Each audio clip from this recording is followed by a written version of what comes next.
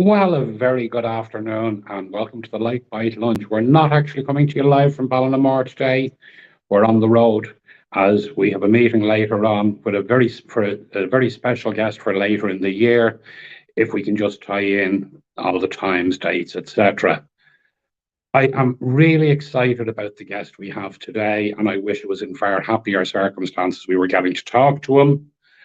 But our guest today is Bogdan, and excuse the pronunciation, Kelichavyi.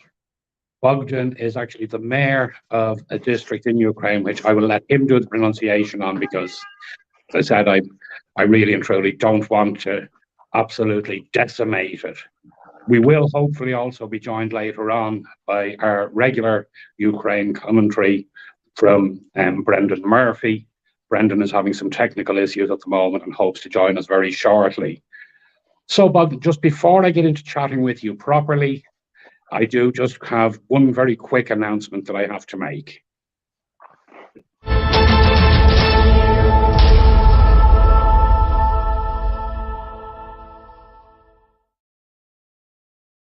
Yes, indeed, it is Micro Business Awards time again, and the tickets are now on sale for the finals, which this year are being held in the Osprey Hotel in Nice on Saturday, the 15th of October.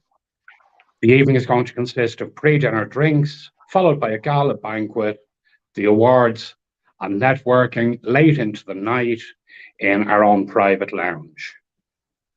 We do have discounted rates from the hotel, so anyone that's looking to stay over, there's very good value, and they're also offering very good weekend packages as well if anyone is looking to stay. Just email microbusinessawards@gmail.com for full information. There are also early bird tickets available, which we had said were limited to the first 50. I can tell you, as of just before we came on air, there are 18 remaining of the early bird tickets, which are available for purchase till the end of the month, and they're priced at €75, or for our friends in the UK, £70. After that, tickets will increase to €85, £85. The full price tickets are subject to price fluctuation, subject to exchange rates and whatnot. And there are also discounts available for parties of 6 or more. So, as I said, to book your tickets, just email microbusinessawards@gmail.com and we can arrange everything for you. So we can't wait to see you there.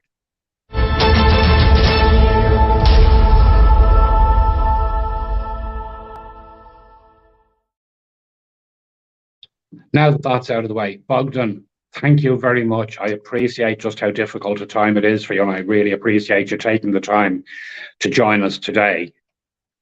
Thank you for having me. Before we get into any discussion, I just want to, so a couple of questions I've been asked since we've actually got the show started, or since I announced that you were coming on the show. Yourself and your family are safe where you are for now anyway, yes?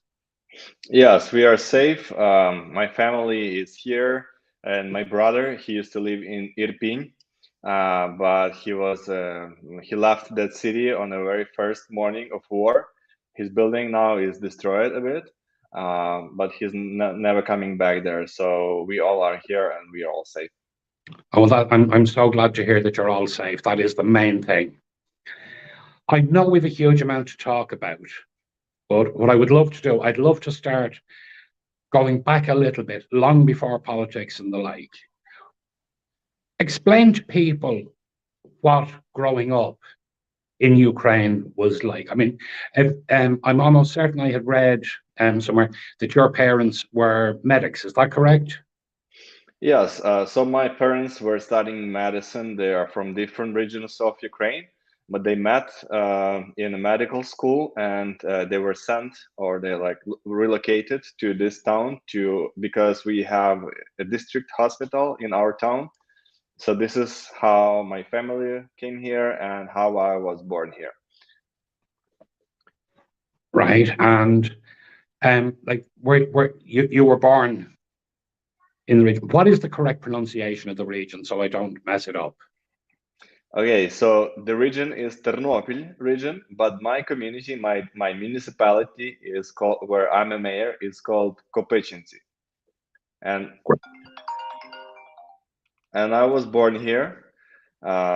So I grew up here, and I don't know, like normal life in a province, little town. I was already born when the Soviet Union was collapsed. So I was already born in free Ukraine. Um, and I never seen war. I've never seen any violence in my life. It was pretty normal childhood, and we traveled. We played sports. I was studying here. I was the president of my school. But then, after some period of time, when I finished the high school, I left to other cities and countries, and only recently I came back here. Yeah. You went, I know you were studying in Europe. Was it Rhodes you went to study? Yeah, I did my bachelor's in law in Ukraine, in the city of Chernivtsi. But then I went to Estonia. It's also one of the EU countries, but it's also one of the post-Soviet countries, which is very dynamic, and it's very modern. And I was really interested in its digital transformation initiatives. So I went there to study that. And also, I was as Erasmus exchange student in Paris, France, for one semester. Very nice, very nice. And you also spent some time in Canada as well. Yeah. So we're slowly coming to my wife's story. My wife was also she was also born here, and we were in the kindergarten together. But then her parents left to Canada, and they took the family with them. So we knew each other, that like we exist. But then at some point, we met in Europe, in France, and after that we started like living together, planning our life together. And after some years, we got married. But one like there was some time when we went to Canada, and I lived there like for 1 year. Right. And when you came back to Ukraine, what was it drew you to public office? Like, was it something that going back to being president in your high school that you had thought you always wanted to get into, or was it something when you got back you felt a need to do? I'm not sure I'm a politician in my blood. I'm just like somebody who likes to get things done and take some responsibility. And when I was in Canada, I was always and even like in Europe too, I was always interested in local governance and how to make cities management more modern. And Ukraine, by that time, Ukraine started a very good reform of local governance. So basically, we amalgamated 17,000 communities into 1 and 5,000 communities. So we amalgamated them. We gave more responsibilities, more money to local budgets, and there were also some international projects that were supporting that.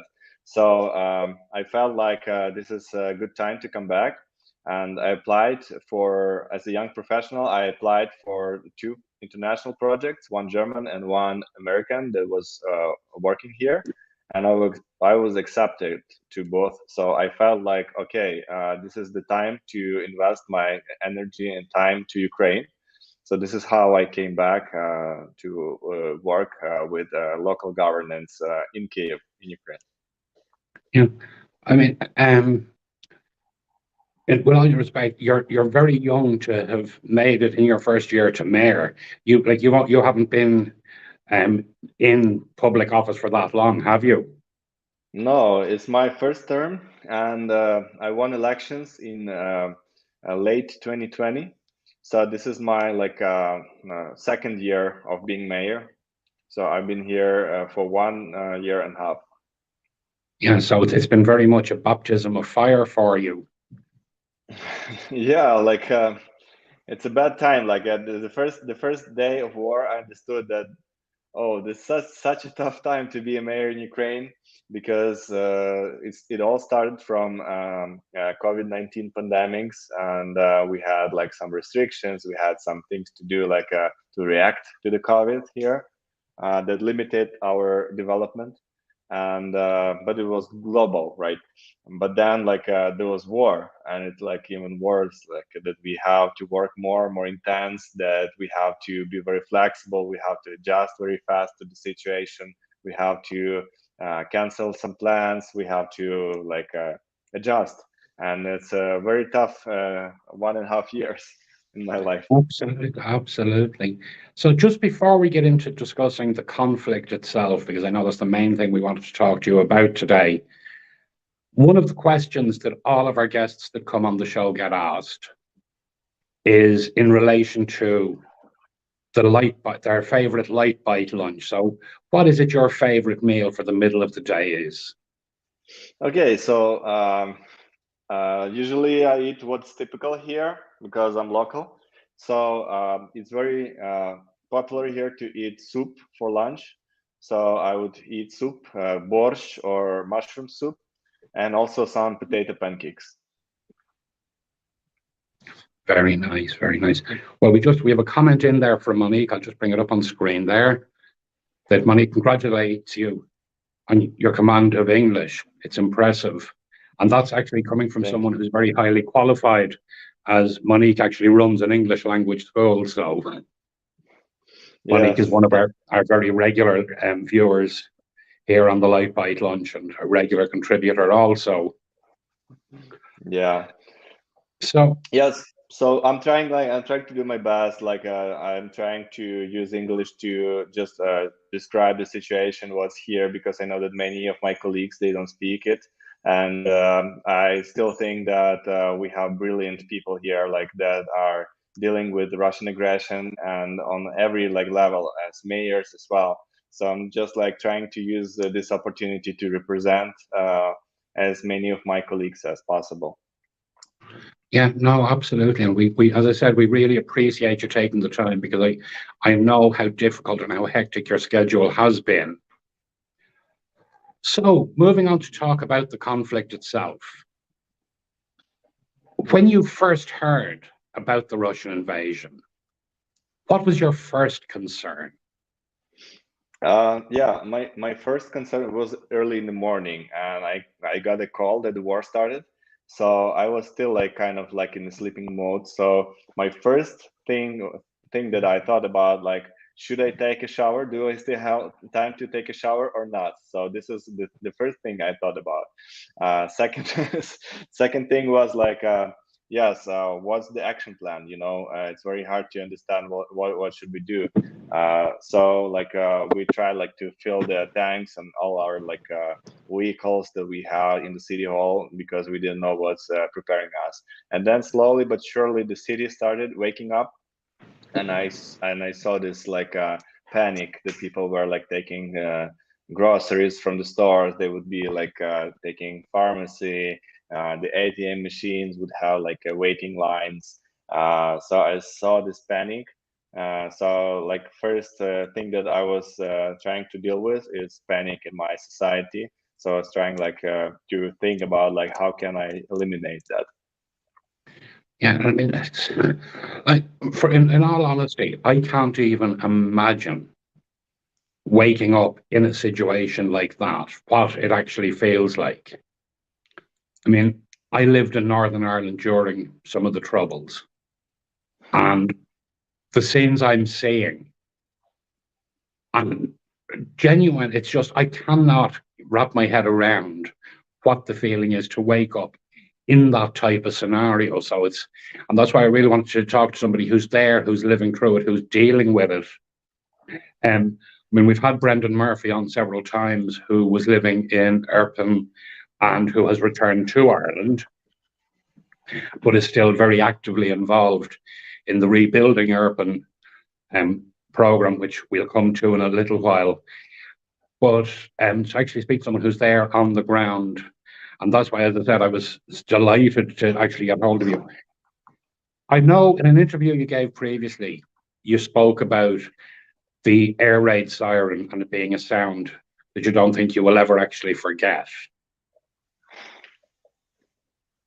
You did have at that stage a recording of that. Is there any chance you could actually play that for our viewers, even a short piece of it, just to give them some idea of like how terrifying the sound really actually is? Yes. If I can ask you, normally would this go off daytime? Would this go off in the middle of the night, or is it literally it can go off at any time? Yeah, so basically, this is when I said like was terrifying us the sound of the air alarm. But the thing is that like since we had almost no instructions, right? So the air cell alarm was something that we could just Google and it just like showed us like on YouTube, whatever, like, and we just start playing it. Then it changed a bit, but like it's pretty much like what you can find on YouTube. But the main thing is not the alarm itself, but the context.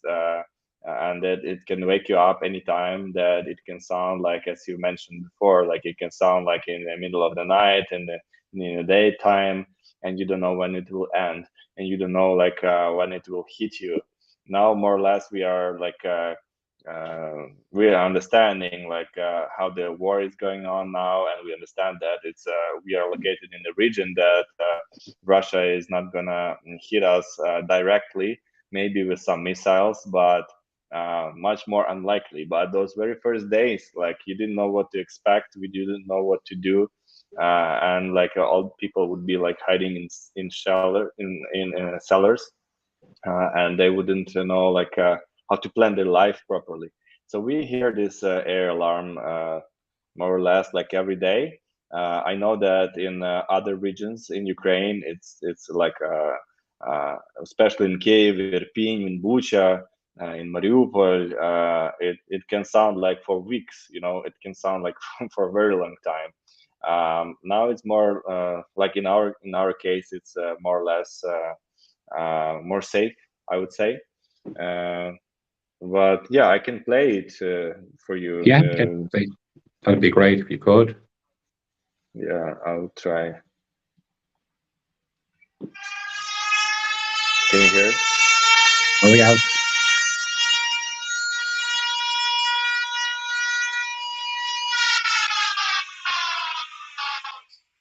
I mean, like Yeah. to be woken by that. And I think I just see a comment coming in there from Geraldine Hewitt, which I think I'll just pop up there. And I think it sums it up perfectly, that the fear of the unknown must have been horrendous. Yeah, that's for sure, because you don't know what's gonna happen and what should you do. This was like very first weeks we were living in this uncertainty, but for us it was like much easier, like comparing to what I see in other regions where I also have colleague mayors. I have like colleague mayors who were kidnapped. I have colleague mayors who were killed.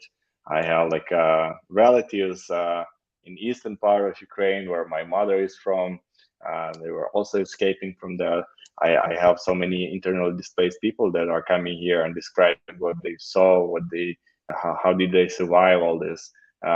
It's totally different. So what I'm saying from my experience, it's like it's 1%, maybe even less of what other Ukrainians would have experienced.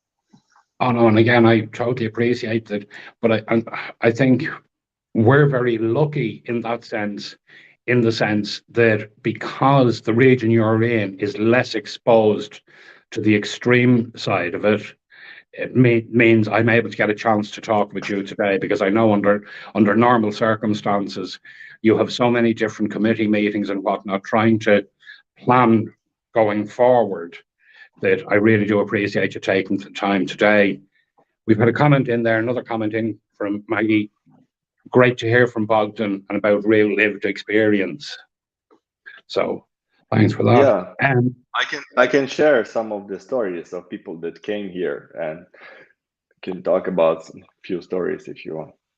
Yeah, no, well, I mean, again, this is like what I've had people saying to me, they want to hear, they don't want to hear um, from reporters who may or may not have political agendas. They want to hear from real people. They want to hear from those that are living this.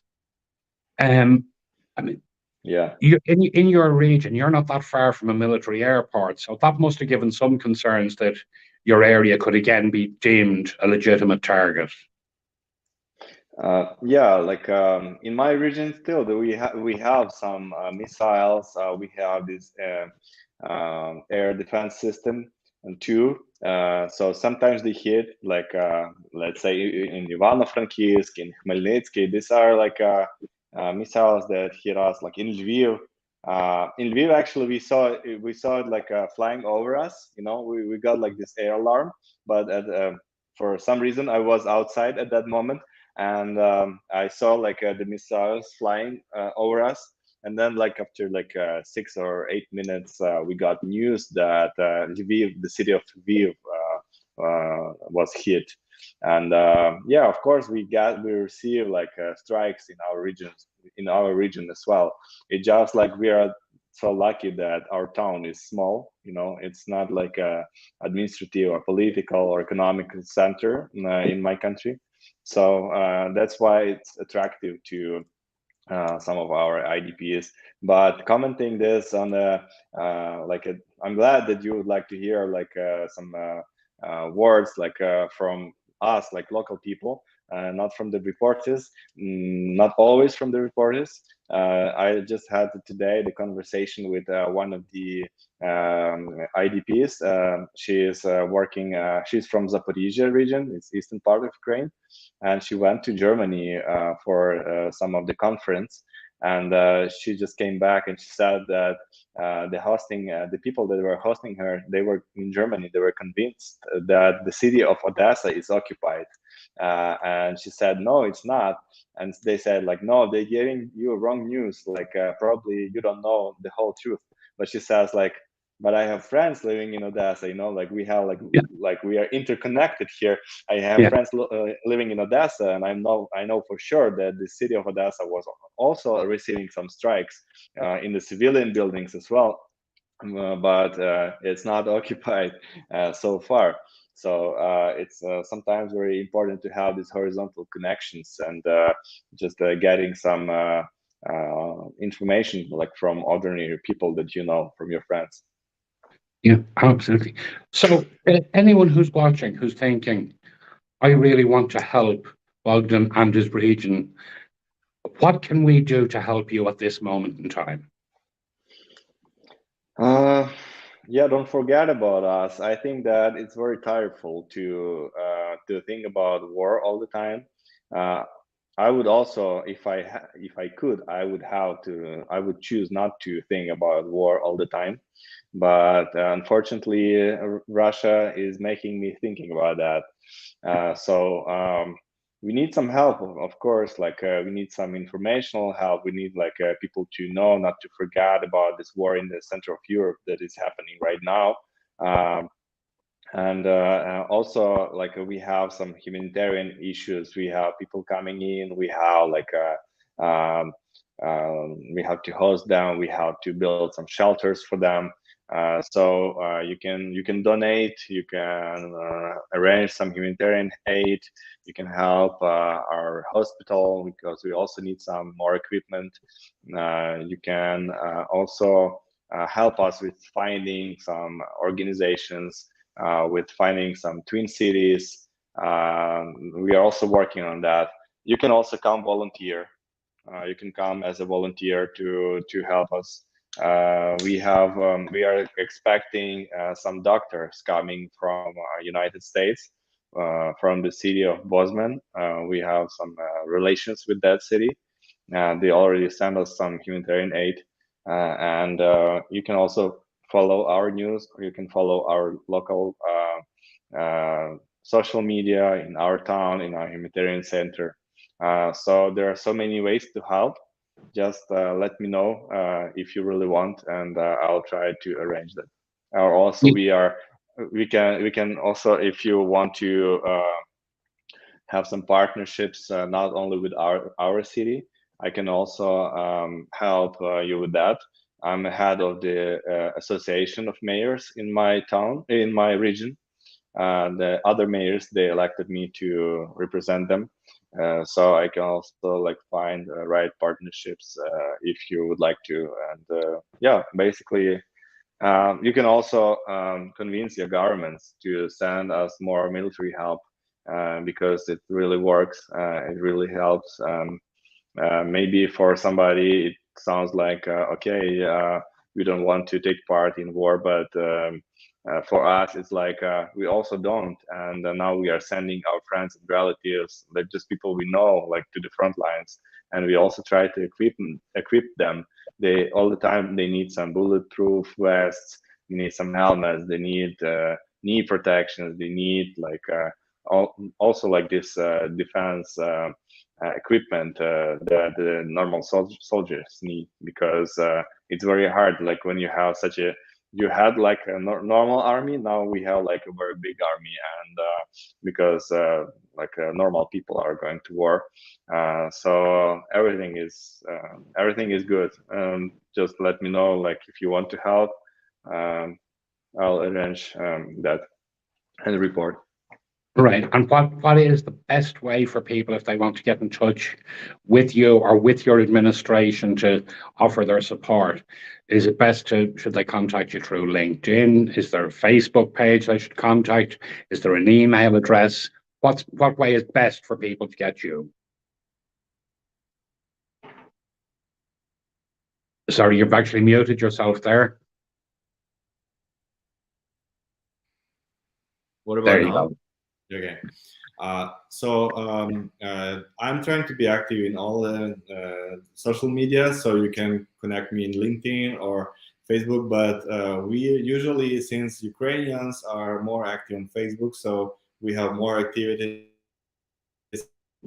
and more reports about you. So if you really need to get some like feedback information, you can follow on Facebook.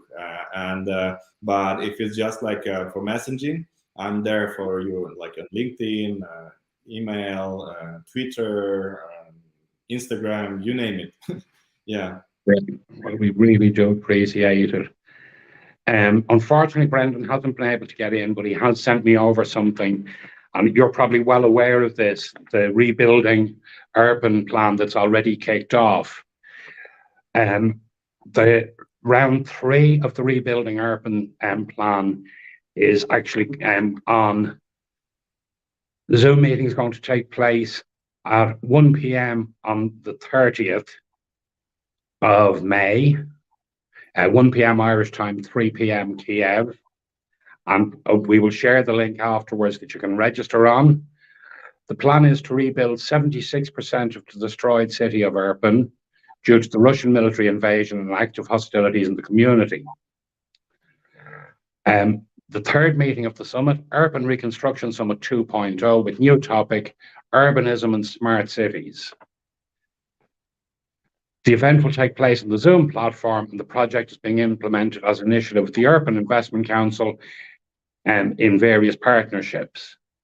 On the 30th of April, the first inaugural meeting of the Summit Reconstruction was held. On May the 5th, the second part of the Urban Reconstruction Summit took place offline. About 120 architects and designers from all over Ukraine all travelled to Irpin. They inspected the city to assess the level of destruction. Now participants are working in certain working groups for every single infrastructure item. They're also looking to create a strategy team for the development of the city and opportunities to rebuild the destroyed infrastructure with a green reconstruction principle, sustainable reconstruction, replanning of the city. The idea will be to follow the sustainable guidelines provided by the main international bodies, LEED, EU standard, etc., in order to build back better and to make reconstruction investments accountable for EU and international funds.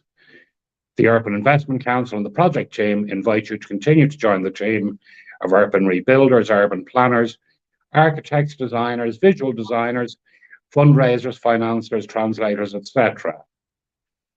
So that is the message we've been asked to put out. And I'm just trying to find it here. And the details are there with the link you can go to if you want to actually join that meeting. It's showing on your screen there now. Sure. Is Okay, there a group that you do? I'm trying to see, we might have Brendan by set. No, we don't. As I said, he's still struggling with technical issues there, and he's getting in, getting out. Well, unfortunately, we have run out of time, Bogdan. Listen, again, if I can really thank you very much, ask you please to keep yourself safe. Are you actually managing to get any sleep at night? I am now. Yeah. Well, it's just like I'm super tired in the evening, so I go to sleep fast. Then I'm waking up normally early in the morning from the thoughts that are coming. But more or less, it's fine now. It's important to take it as a long run, as a marathon, not as a sprint. Yeah, well, as I said to you, we will keep in touch with you, and hopefully, when all this is over, we can bring you back on, and you can tell us all the reasons we should be coming and visiting your wonderful area for a holiday. I had hoped to get in to talk to you about your sports initiatives, etc., that you've been involved in with your basketball leagues, etc. But we will save that for the next time. So until then, I want to thank you, my guest, very, very much. We do look forward to chatting with you again. We will be back in 2 weeks' time, and we look forward then to seeing everyone then. Good afternoon. Thank you.